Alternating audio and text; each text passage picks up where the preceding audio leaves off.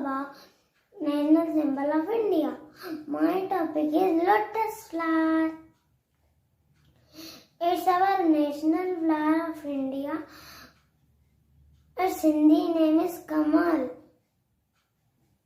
It grows in muddy water, lakes and ponds.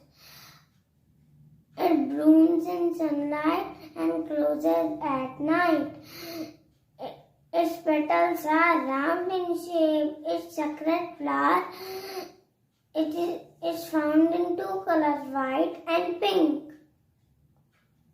It is used to worship God.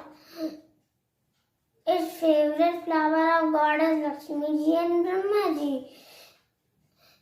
Its symbol of prosperity and purity. Thank you. Have a nice day.